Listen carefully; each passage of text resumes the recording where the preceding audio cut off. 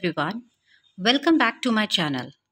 This time we will going to learn about transportation in animals. So let's start learning. Transport means to carry things from one place to another. Similarly, our body is a complex machine which needs the transportation of oxygen, water, food and minerals for various life processes. Also, transportation is required for the removal of waste material from our body. So, transportation is a type of life process which involves the movement of materials from one part of our body to the another part.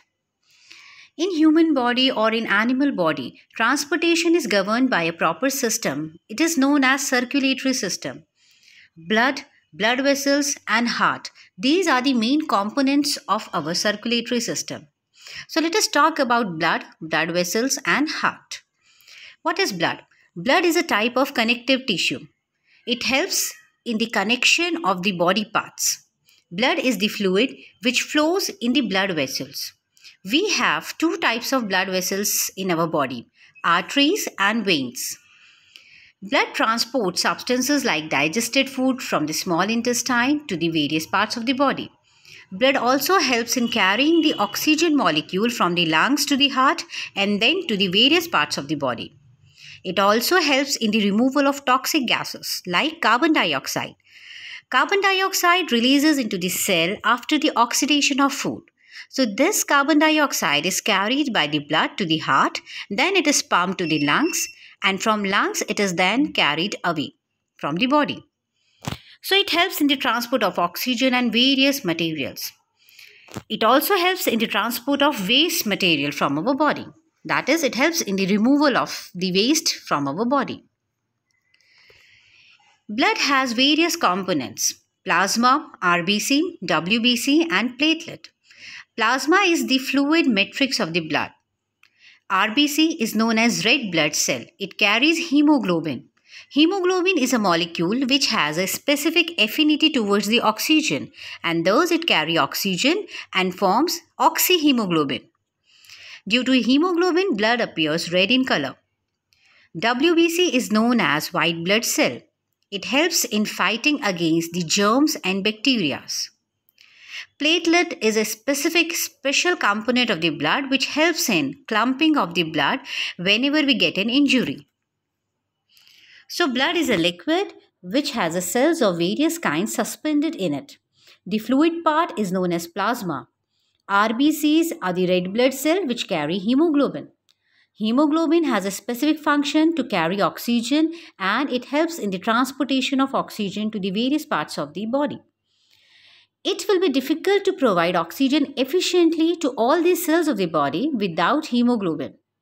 So the presence of hemoglobin makes the blood appears red.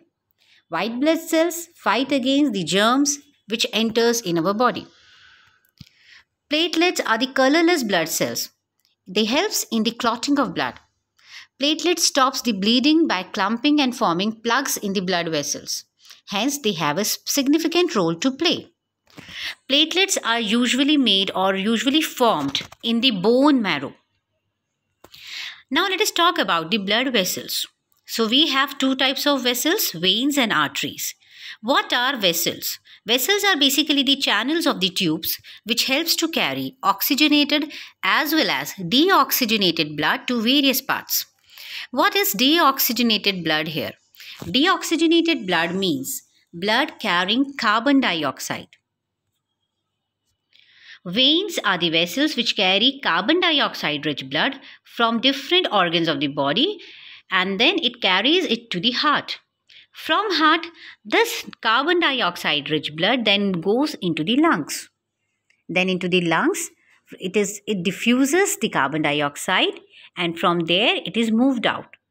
Lungs has a specific area for the gaseous exchange. This area is known as alveoli, or alveoli is the surface where the exchange of gases takes place. So here in alveoli, carbon dioxide is taken up and oxygen is given to the blood. Veins have thin walls. There are walls present in the veins which allow blood to flow only towards the heart. Now what are arteries? Arteries are the blood vessels which carry oxygen-rich blood from the heart to the various parts of the body. Since the blood comes from the heart, so it has a pressure in it. Since the blood flow is rapid and at a very high pressure, so the arteries have a thick elastic walls. This is the schematic representation of circulatory system. If we need to learn in detail about the circulatory system, then we need to divide it into two parts. Number one, pulmonary circulation, and number two, systemic circulation. In pulmonary circulation, the circulation of blood takes place between heart and lungs, whereas in systemic circulation, the circulation of blood takes place between heart and different organs of the body except lungs. So what happens in pulmonary circulation? The deoxygenated blood is pumped into the lungs. This blue color is known, blue color represent the carbon dioxide carrying blood, whereas red color is representing the oxygenated blood. So heart gives or pumped out this carbon dioxide rich blood to the lungs. From lungs, this carbon dioxide is released and then it is taken out through the nostrils. From the lungs, the oxygen is mixed with the blood and it is then moved into the heart. So this type of circulation where the deoxygenated blood is taken up from the heart to the lungs and oxygenated blood is transferred from the lungs to the heart. This circulation is known as pulmonary circulation. In systemic circulation, what happens? Heart pumps the oxygenated blood to the various organs of the body, and here the oxidation takes place. After oxidation, CO2 is released as a toxic gas, which is again carried up to the heart. Again, it is pumped to the lungs. So here, the downward circulation is known as, this part is known as systemic circulation. That is, exchange of blood between organs and the heart. Now, network of capillaries. Do you see the arteries divide into smaller vessels? Yes. Arteries are divided into smaller vessels on reaching to the tissue. Why? Because they divide further into extremely thin tubes called capillaries. So these capillary join up to form veins which empty into the heart. Capillary basically helps in the transformation of the substances and minerals to each and every cell. Hence, they are very fine. Now let us learn about heart. Heart is the main organ of the circulatory system. Heart is an organ which beats continuously to act as a pump for the transport of blood, which carries other substances with it. Heart is located in the chest cavity and its lower tip is slightly tilted towards the left. In our heart, we have 4 chambers, 2 atrium and 2 ventricle. Atriums are present to the upper side, ventricles are present at the lower side. So we have 2 atrium and 2 ventricles. So overall, we have 4 chambers in our heart. What will happen if the blood rich in oxygen and the blood rich in carbon dioxide mixed with each other? To avoid this from happening, the heart has 4 chambers. The 2 upper chambers are called atrium and the lower chambers are called ventricles. The partition between the chambers helps to avoid mixing up the blood rich in oxygen with the blood rich in carbon dioxide. Here you can see the pumping of heart. In pumping of heart, blue color is representing deoxygenated blood and red color is representing the supply of oxygenated blood. So here you can see that there are 4 chambers. Number 1, this is right atrium, this is right ventricle, this is left atrium and this is left ventricle. So in heart, blood enters from superior vena cava. This is superior vena cava and it is connected to the various body parts. So from the body organs, the deoxygenated blood enters through the superior vena cava and it enters into the right atrium. Now here you can see the valve opening and closing. This valve is known as tricuspid valve. So through tricuspid valve, this deoxygenated blood from right atrium moves into the right ventricle. From right ventricle, it enters into the pulmonary artery and from here it is taken up by the lungs. So this from pulmonary artery, the deoxygenated blood from the heart is pumped into the lungs. So pulmonary artery is is a part of pulmonary circulation. It participates into the pulmonary circulation. Now from the lungs, this deoxygenated blood is then converted into oxygen-rich blood, and then again it enters into the heart through left atrium. So this is the left atrium chamber.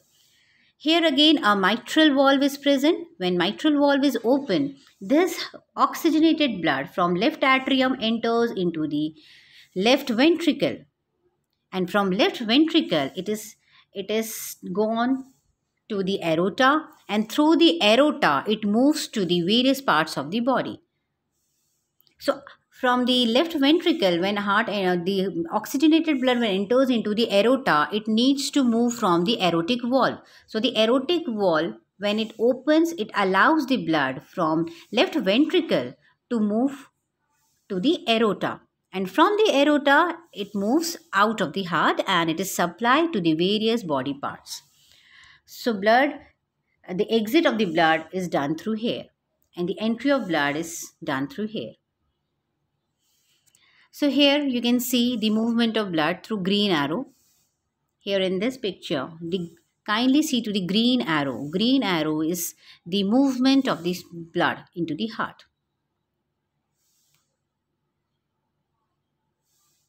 So blood is entered to the vena cava, then to the atrium, then to the pulmonary vein, to the lungs. Again it enters to the left atrium, left ventricle, and then to aorta, and then moves out. So this is the circulation of blood through the heart. Through superior vena cava, it enters to the right atrium, then to right ventricle, then to pulmonary artery, then to lungs, then to left atrium, then left ventricle, then through aorta, it moves to the rest of the body. What is heartbeat? The walls of the chambers of the heart are made up of muscles. These muscles contract and relax rhythmically. This rhythmic contraction followed by its relaxation constitute a heartbeat. Doctor feels your heartbeats with the help of an instrument called stethoscope. Doctor uses this stethoscope as a device to amplify the sound of your heart. It consists of a chest piece and an earpiece. It is connected with a tube joining the two. Doctors can get a clue about the condition of your heart by listening through this stethoscope. So this is all about today's video. Thank you.